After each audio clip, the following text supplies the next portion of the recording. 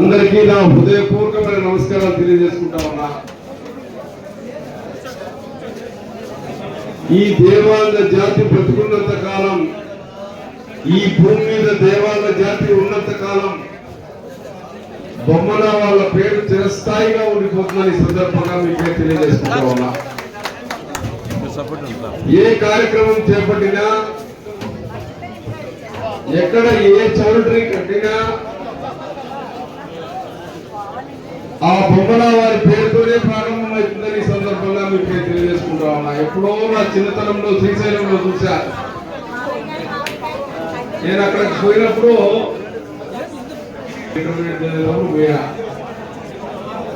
చూసి ఆశ్చర్యపడ్డాను.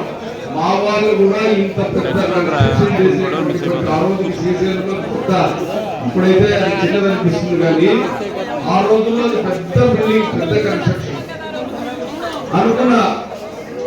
అప్పటికి ఇంకా బొమ్మల రామచంద్రరావు గారు నాకు అంతగా పరిచయం లేదు, చిన్న వయసు కాబట్టి నాకు అంతగా తెలియదు. అయితే నేను శాసనసభ్యుడే మంత్రి అయిన తర్వాత నన్ను కలిశాడు.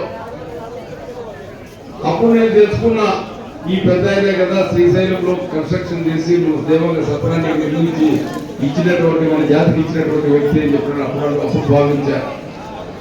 అంటే ఏ కార్యక్రమం ప్రారంభమైనా ఈ బొమ్మల వారి పేరుతోనే ఈ దేవాంగ జాతి నిలబడే విధంగా, దేవాంగ జాతి గర్వపడే విధంగా, ఈ దేవాంగ జాతి తలెత్తుకొని తిరిగే విధంగా ఈ కార్యక్రమాలు నిర్వహిస్తా ఉన్నారంటే దానికి బొమ్మల వారికే శాస్త్రమైన సందర్భంగా. అంతేకాదు సర్వీస్ లో కూడా ముందుంటారు. బొమ్మల రామచంద్రరావు గారు ఒకసారి సిల్క్ శారీస్ మీద 4% ట్యాక్స్ వేస్తే నా దగ్గరకు వచ్చాను. నేను ఆ రోజు మంత్రిగా ఉన్నా. మన చేనేత వస్త్రాల మీద ఇప్పటి వరకు ఎప్పుడు ట్యాక్స్ లేదు. ఈ రోజు ట్యాక్స్ వేస్తే జాతి మొత్తం నష్టపోతుంది. ఈ వస్త్రాలు తయారు చేసే ప్రతి చేనేత కార్మికుడు నష్టపోతాడు. దయచేసి దీన్ని ఆలోచన చేయండి, చంద్రబాబు నాయుడు గారి దృష్టికి తీసుకువెళ్ళండి, లేకపోతే ఇబ్బంది పడతామని చెప్పారు అని ఒక పెద్ద మీటింగ్ ఏర్పాటు చేశాడు. దాదాపు 1,00,000 మందిని అక్కడ ఇన్వైట్ చేశాడు రామచంద్రరావు గారు. మేము ఊహించుకోలే అంత పెద్ద మీటింగ్ జరుగుతుందని. ఆ మీటింగ్ లో ఆయన చెప్పాడు. తర్వాత ఆయన రామచంద్రరావు గారిని చంద్రబాబు నాయుడు గారి దగ్గరికి తీసుకెళ్ళాను. తీసుకెళ్తే, సార్ దయచేసి మా వస్త్ర వ్యాపార వస్త్రాల మీద ట్యాక్స్ వేయండి, వేస్తే మాకు చాలా ఇబ్బంది అవుతుంది. సార్ ఈ 2%, 3%, 4% ట్యాక్స్ కట్టేది మాకు ఇబ్బంది కాదు, కానీ ఎన్నో సంవత్సరాల నుంచి వృత్తి చేసుకుంటూ బ్రతికే మా కుటుంబాల మీద రేపటి నుంచి ఈ సేల్స్ ట్యాక్స్ డిపార్ట్మెంట్ ఒత్తిడి చేసి మాకు చాలా ఇబ్బందులు గురి చేస్తారు, నానా ఇబ్బందులు గురి చేస్తారు. టెన్షన్ బ్రతుకు ప్రారంభమైతే బీపీలు పెరిగిపోతా, మేము గుర్తు చేసుకోలేని పరిస్థితుల్లోకి వచ్చేస్తాం. సార్ దయచేసి దాన్ని ఆలోచన చేయండి అని చెప్పి అన్నప్పుడు చంద్రబాబు నాయుడు గారు రియలైజ్ చేయాలి.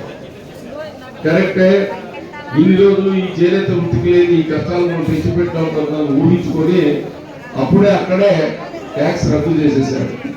అంటే దానికి రద్దు చేసేదానికి కారణం మీడియేషన్ నేనైనా ప్రధానమైన కారణం బొమ్మల రామచంద్రరావు గారిని సందర్భంగా మీకు తెలియజేస్తాను. తర్వాత ఎన్నో సంవత్సరాల నుంచి ఇక్కడ కొనుగోలు చేసి నిలిచిపోయినటువంటి స్థలాన్ని మళ్ళీ పునఃప్రారంభించి స్థలాన్ని కొనుగోలు చేసి నిర్మించి ఇవ్వగలిగినాడంటే దానికి దుర్గా ప్రసాదరావు గారి కారణమని సందర్భంగా మీకు తెలియజేస్తాను. అనుకుంటాం నేను